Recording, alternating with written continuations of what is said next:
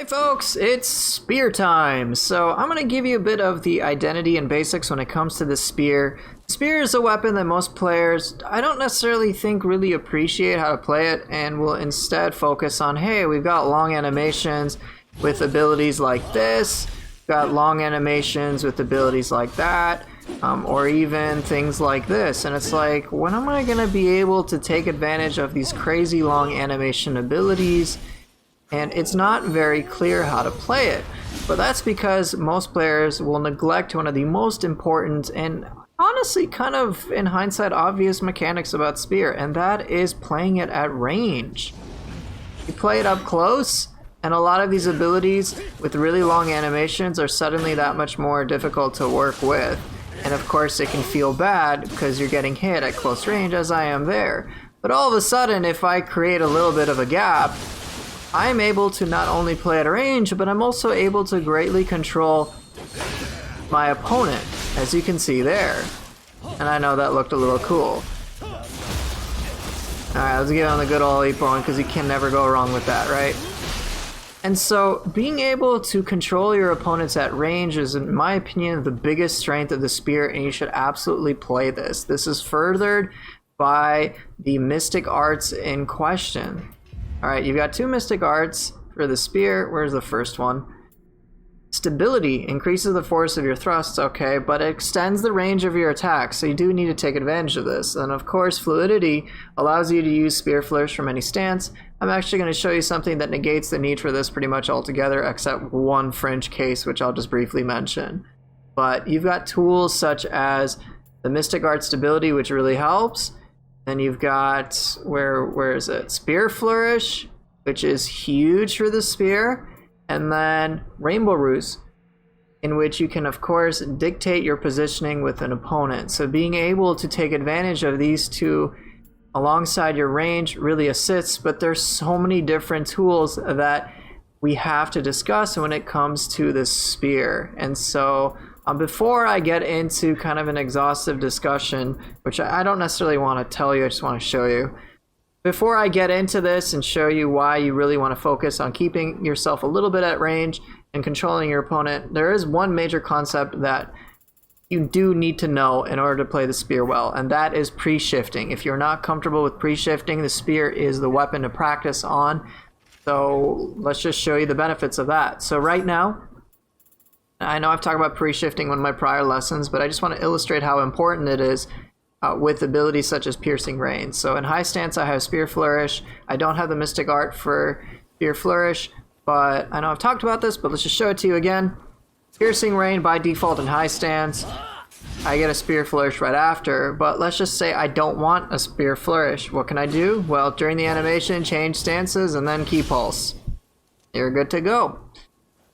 And so now I can decide, also conversely, when I do want a Spear Flourish. So just switch stances during the animation to high stance, and then Key Pulse on high stance, and you can Spear Flourish. The same concept applies to Rainbow Ruse as well. So I can do Piercing Rain, switch to low stance, and then Rainbow Ruse to create some distance. Or I can do Water Wheel, and then Rainbow Ruse to create some distance. It's pretty ridiculous.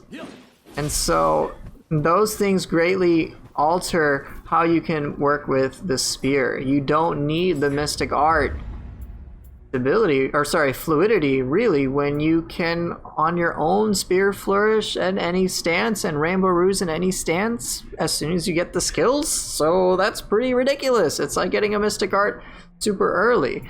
And yeah, that's why stability is so awesome. The one case that you may want fluidity is if you want to do a Spear Flourish and low stance and then Rainbow Ruse right after. But other than that, unless you specifically want that, there's no real need to get fluidity. It's still pretty cool to be able to do it after every attack without pre-shifting, but it's not really that necessary. And in all honesty, I don't use it. But let me just show you an actual in-combat example of where I will use Spear Flourish. Right after Bracing Breeze, huh? There's so many cool tools that I can take advantage of by just incorporating this tech. Alright, look, Tornado, Zero Key Combo, Spear Flourish. Pretty rad, huh? And that's just with Pre-shifting, I mean, of course I'm using a whole bunch of other moves, and I know that requires a lot of knowledge, but just being able to pre-shift amplifies my ability to control opponents. Now, let's discuss the at-range factor and what you can kind of get away with if you're at range. So again, you have moves like Piercing Rain, and I again apologize for the controller. Speed. I can actually remove it. No, I'll keep it. It's fine. It's not too bad. So you've got abilities like Water Wheel, for example, which pretty much whiff if you're at close range, as you can see kind of with the wide arcing animations. But if you're just kind of, you keep a moderate distance, I will get every single hit.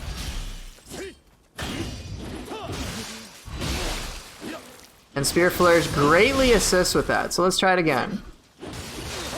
There you go. Isn't that nice? Whereas, alright, let's deplete that key. Whereas if I try to Water Wheel up close, I believe it'll whiff. Yeah, it'll whiff the entire time. So make sure you are at range with the spear. That's what it's really, really good at. Even Piercing Rain, all of a sudden it's completely safe if I am far away enough and start the hit stagger. Got moves like, got all sorts of moves that can facilitate you kind of messing about at range. But okay, so that is, in my opinion, the most important part of Spear, being at range. It sounds so obvious in hindsight, but it is something that for the longest time I even neglected myself. So let's talk about something else. So like the sword, Spear has unique running and dodging attacks. So let's show the roll attack. The roll attack, it doesn't matter if you roll forward or backwards. It's still that. It's a nice, let me showcase it in slow-mo. That is not what I meant to showcase. Alright, so now I can showcase it in slow-mo. The very vertical hit box. Look how precise that is. Just straight.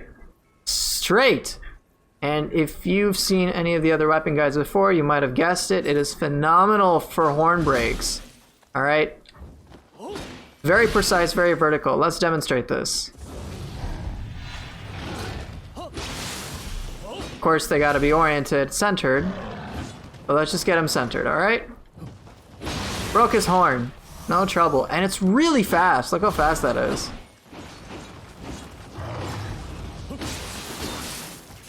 And then the low stance, or just a quick dodge one, is remarkably fast as well.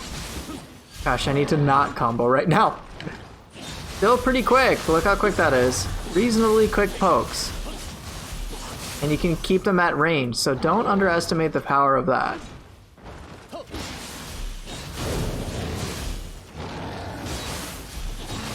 So yeah, there you have it. Pretty cool, huh? So they're both really fast, and they're very precise. They're definitely very feel-good mechanics. I mean, look how quickly I can do that. So make sure to not underestimate those whatsoever. And then the running attacks, these ones are a little interesting. So they're not the most unique, but they're still pretty cool. So low stance quick and low stance running quick they look the same. But with mid stance, it's a little different, just very slightly. So mid stance quick, okay, seems decent, but mid stance running quick, for whatever reason, just feels so much faster. And so I'll talk about how to utilize each of these. A high stance quick is actually, I believe high stance running quick is the most unique. One of the most unique things I've seen. But yeah, it's like this weird sort of spear hit. Kind of like that, as you can see there. So it's a unique animation, which is pretty cool. So you got 3 distinct ones. Now, with low stance running attack, I actually like to use it on targets. Sorry, I was trying to get the camera out. I like to use it against targets that are low to the ground. So if an enemy is low or out of key or something, knocked prone on the ground, then I love to use it. Let me see if I can showcase that. Alright, let's just get you out of key. Alright, perfect. Like that. And then I can pre-shift into Spear Flourish and go from there. Pretty cool, huh? Let's just knock him down again. Thank you, Epon, for your demonstration. Yeah, really handy. Aw, that didn't work. Trying to show off, come on. So that's where I like to use the low stance running attack. When it comes to the mid stance running attack, it is remarkably fast. It's actually even faster than the high stance one. So it's really good for like a quick interrupt. You can interrupt many targets' attacks. He just like interrupted his startup. No big deal. A high stance is not as fast, but it's pretty cool.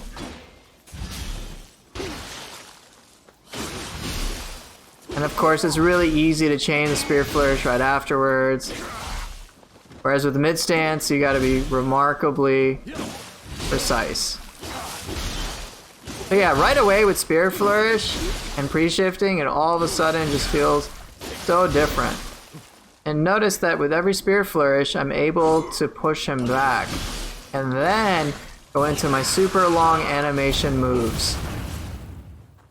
Just with running attacks and dodge attacks, there's so much we can do. Now let me just show you some kind of neat combos that I like to use, just involving these running and dash attacks. Sorry, running and dodge attacks, alright? So high stance, run, combo into water wheel. Isn't that cool? And I can do fatal thrust or whatever. So yeah, let's try that again. Oh, that's not what I meant. Run, boosh, boosh. Alright, we've got more things to show. So let's just get into that. So control and range and running attacks and dodging attacks, and you put those things together to have a great time. Now I'm going to now explain a bit more about the control aspect of the spear, since that is one thing that is awesome about it. I'm actually going to remove my controller for just a split second because it's not really that necessary. Let's talk about the various control moves that it has against many humans, because most players have a lot of difficulty pressuring humans with the spear, and that's what I want to show you that the spear is really, really good at. So piercing rain is really good for any enemy that blocks. It's, I believe, a lot of break, and of course you're keeping them at range and you're pummeling them. But you also have moves like, I'll just talk about Spearfall first. Spearfall is really good at knocking opponents down. So let me actually showcase this. I don't need my controller feed right now. Alright, it's also really fast, and look, just knocked him down. It won't work every time against human bosses per se, but every once in a while it will knock them down, which feels really, really good to be able to do this. I don't personally use it because I go for the piercing rain. I'll talk about Chidori and Tornado in a bit. Next we have Windmill. I'm just going to talk about stance-specific things. Windmill, think about the control aspect of this.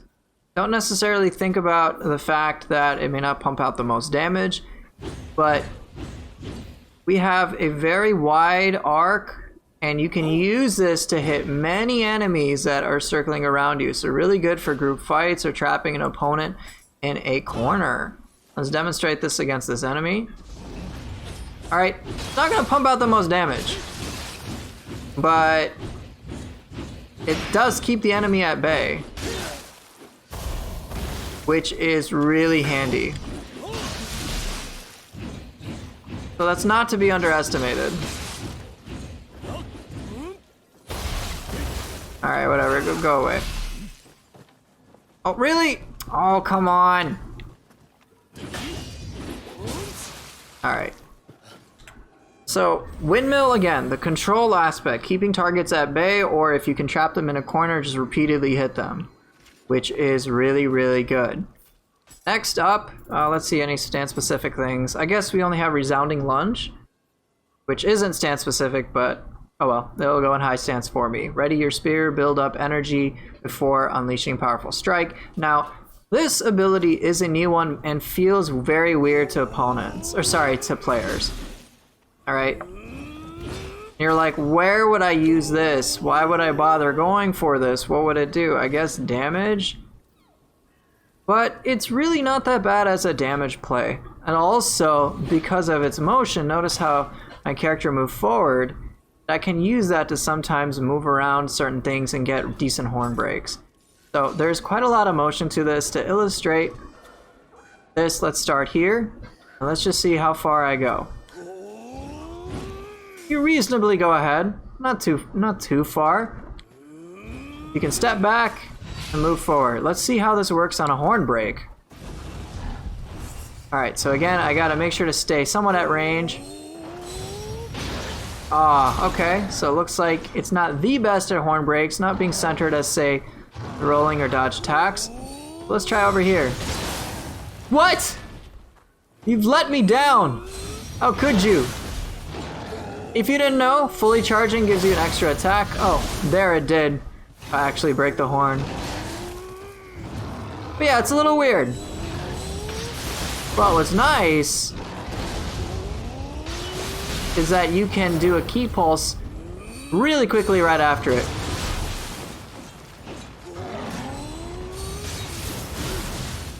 Pretty neat, huh? Whereas, say, I mean, high stance quick, or high stance dodge attack is very good about being quick. But Rainbow Ruse ain't too bad either. But okay. Resounding Lunge is admittedly an ability I'm still working with, but let's demonstrate its power against a human opponent. So it's kind of more of a power play, in my mind, but still pretty cool. Alright, let's see how it works. Not bad, double stagger. Oh, and of course I'm incorporating all the things. Yeah, not bad. It's not like an amazing ability that's gonna blow your hair back, but it's still helpful, and it's a nice extra tool whenever you have extra time to charge this out. Going for the full charge, and then key pulsing right afterwards is pretty sick. And I like to use it quite a bit. It's a fun ability. So let's continue with other things. I already talked about Spear Flourish. Twisting Spear is fairly obvious in terms of trying to do a lot of damage, but it also has knockback. Pretty nice. Let's demonstrate the knockback. I believe it'll actually just trip him. Right, make some reeling, and if you are quick enough to have a follow-up strike, is pretty cool. Let's demonstrate this with Rainbow Ruse. Oh, he actually has to get knocked down. There's a bit of a cooldown on it. Oh, I'll just reset him and then try again. Reset him and try again. What I like to do after Twisting Spear, just Rainbow Ruse, get a hit, and see now he's knocked prone. You can get some hits off. Of course, a really long charge up time, but it's pretty cool. Alright, now let's talk about that thing I've been doing quite a while, Fatal Thrust. Let's talk about the hold guard abilities and when you may want to use them.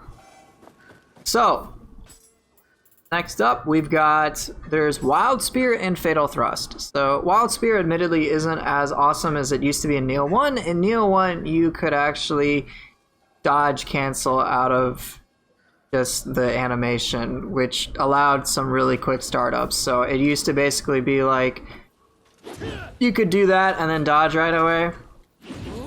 But that's no longer the case. It seems that Team Ninja wanted that to be specifically a finisher, so kind of treat it as such. Now, it may not do the most damage, but does a lot of hit stun. And it's pretty funny. It's a little difficult to control, so you don't necessarily want to like hold on to it, but it can be pretty handy. And worst case scenario, you can cancel out of it using Soul Cores or any other yokai ability. Which is what I frequently do. Or what I like to do with Brute. Feels pretty cool. And then Fatal Thrust is really good for going into a grapple. Get out of here, man. So Fatal Thrust is really fast and is really good for going into a grapple, which is why I actually have Merciless Barrage, because you can get Merciless Barrage, and with abilities like Fatal Thrust, you can have best of both worlds. Fun for different reasons. Fatal Thrust is definitely a very fast sort of thing to play around with, but Merciless Barrage is pretty sweet too. And speaking of Merciless Barrage, let's just show you what you can do against not every human opponent, but many of them. I'll just deplete that key, please. Need to deplete your key, man. I just need to deplete your key, please. Please. Alright. Merciless Barrage can, on many enemies, allow you the opportunity to get a high stand strong into a final blow. Not always, especially with many human bosses, but it's pretty rad. So definitely take a look into that. Alright, so let's talk about a few other moves. Gosh, I didn't realize how in-depth I would get with this, to be honest. Few other moves. Actually, I'll have to save some of these for now. I don't want to get too much in depth for this video. That may have actually done quite a bit. I think I might have talked about quite enough there. Let's see if I can talk about other things that can help you brainstorm a sense of control and how to be more creative with it. So a lot of the moves are about control. Even moves like Chidori, I know the hitbox can feel a little weird, but there is a great semblance of controlling your opponent. Pole kick is a bit more close range. Tornado is definitely a control sort of oriented thing, and I'll have to talk about this and how to incorporate this regarding zero key combos and just constant pressure against enemies. Even Spear Bash kind of facilitates that. Flying Monkey and the resultant called a Herd are fully fitting of that archetype. I haven't talked about triple threat timing. There's still quite a lot to get into, so I'm not going to actually go much more in depth with this. I realize I actually talked about quite a lot, but let me illustrate some of these things about control and range with an opponent like the Yoki. Now, you can't necessarily manipulate, say, an enemy's position per se with the spear against a yokai as you could with against a human, but again, if you stay basically at mid-range and keep them at distance, they're going to have trouble hitting you in the first place, and you're just going to outrange them anyway. And you can be able to get full hits off abilities like Water Wheel in Piercing Rain without nearly as much risk if you're able to manipulate being at range just a little bit.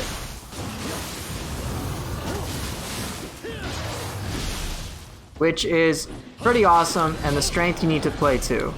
We'll talk about other things as we get there. I know I spent a lot of time with the humans, so I think in the next video I'll kind of focus on, hey, I'm not necessarily as able to maintain my range against Yokis or yokai in general, so what do I do to kind of facilitate that? And so I guess I'll kind of show you some things I like to do to kind of keep them guessing, and I've kind of demoed it a bit. Of course, if you are able to manipulate soul cores in your favor and use things like yokai abilities, you'll be in really good shape. So we'll leave it at that for now. Now I talked a lot. I had to resist the urge to go more in depth because I didn't want this video to be like an hour. But in any case, I hope this was helpful. Thank you guys for watching. And yeah, your viewership is always welcome. And I will see you guys next time.